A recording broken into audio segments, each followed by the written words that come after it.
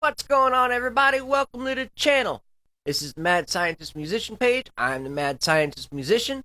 We do gear reviews, covers, improvs, reactions to songs, first time hears, band overviews, all kinds of music and recording related content on this channel. Today, we're going to have some real talk. There's not a review, it's not a first time hearing, we're not improvising anything. We're going off of what we've learned in the past 3 to 4 years since we started this channel. I've been a musician my whole life. I was raised around music. I was taught music. I was in band. I was in chorus. Played different instruments growing up through school. I took lessons. All that kind of fun stuff. I had a piano in the house. I had a guitar by the time I was 13, 14. Playing drums when I was a little infant on my uncle's drum kits. I mean, music has been a central part of my life. I picked up guitar. I played guitar a lot when I was in high school, junior high, into my 20s. I got married. My music focus pretty much stopped. I didn't do the whole band thing anymore. I didn't play every day.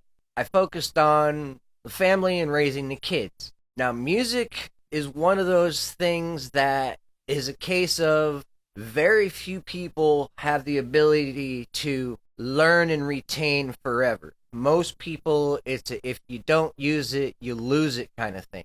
What I've personally noticed over the past few years is I've seen a lot of videos on gear. You have to have this guitar, you need to have these pickups, you got to have this, you got to have that, you need this, you need that. A lot of people trying to sell you things. Well, it doesn't matter how long you've been in the industry, it doesn't matter how many years or decades of experience you have.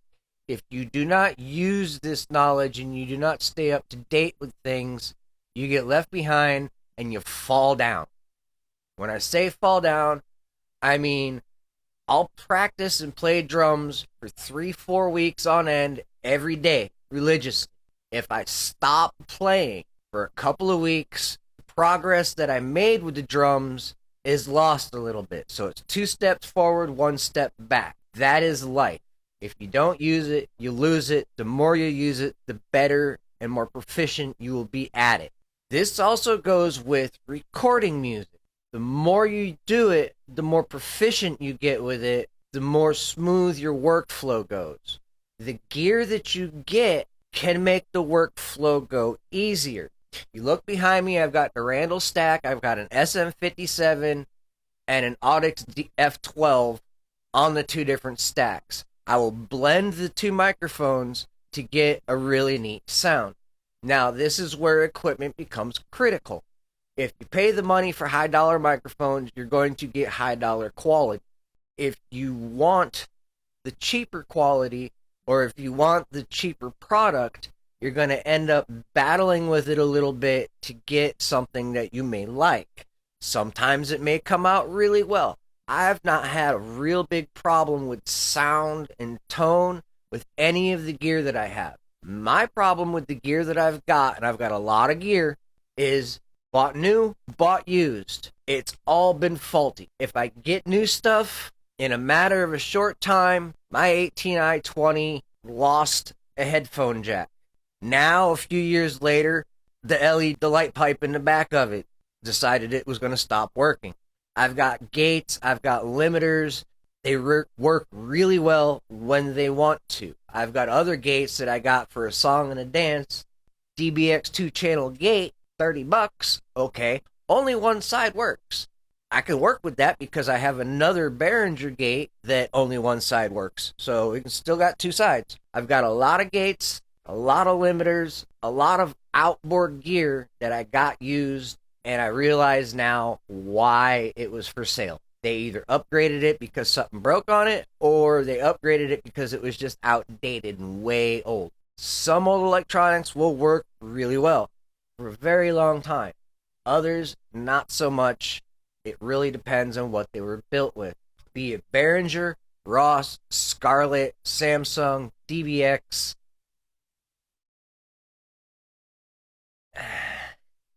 You buy it because you think you need it. It's very handy to have an outboard gate and outboard limiter. The idea is set it and forget it. You've got your stuff. If you're recording consistently and you have a setup, my drums do not move. Therefore, all of my microphones on my drums that go through all my gear should not have to be messed with at all once they're dialed in. Shouldn't have to reset levels. I shouldn't have to adjust everything. Set it, leave it alone, mark it, don't have to worry about it. That's where it works. In theory, that's how it should go.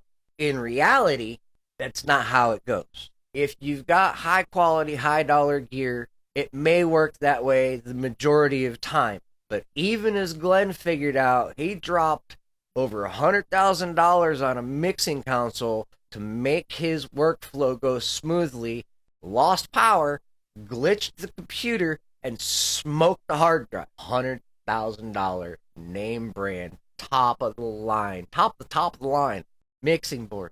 Huh? Really? So yeah, even high dollar stuff can be very nitpicky. I've learned from the motorcycle industry, the more high dollar, high performance it is, the more maintenance it is. If you're not on top of maintenance, it's going to break down often.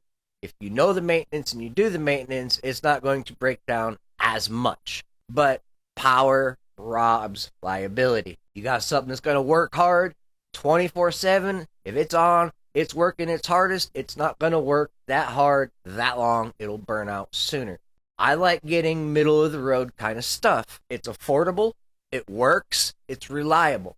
Now, I've got a lot of guitars, and people say pickups sound different. The wood in the body sounds different. My experience says if you're going to grab an instrument, find one that you can afford, one that you like the look of, and one that's comfortable in your hand. Because at the end of the day, you're going to plug it into a foot pedal or some kind of effects gimmick that is going to change the sound of the guitar. So whatever sound you think you're getting is going to be modified instantly as soon as you put it through one of these. Now, I've actually done 3 shorts. I plugged my guitar directly into the MT2. The MT2 went direct to my mixer. No speakers in between, no microphones in between. Direct shot to mixer through a DI box. It sounded good. It sounded really good. I was actually very surprised. You can go check out the shorts. There's a couple of Metallicas and an Iron Maiden one. And I think possibly a Megadeth one. I know I played the Megadeth song. I recorded it. I'm not quite sure if I liked any of it to give to you guys, but I know I recorded it at least. So yeah, the sound is in the practice. The amount of time that you have consistently on something.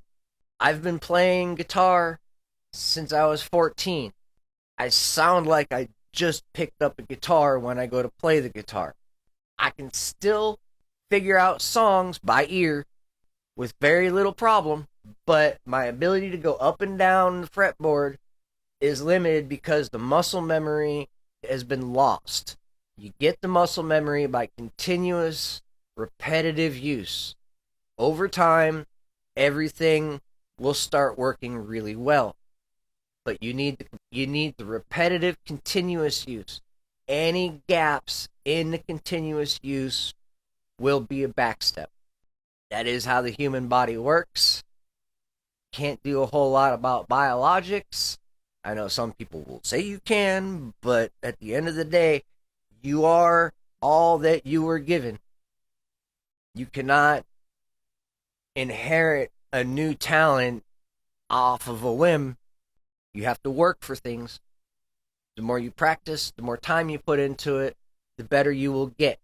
The gear is all a matter of comfort, the sound that you like, and the sound that you're going after. My drum set has 4 different types of microphones on it. I know I really would like to have the Earthworks ones, but I'm not dropping $1,200 a microphone.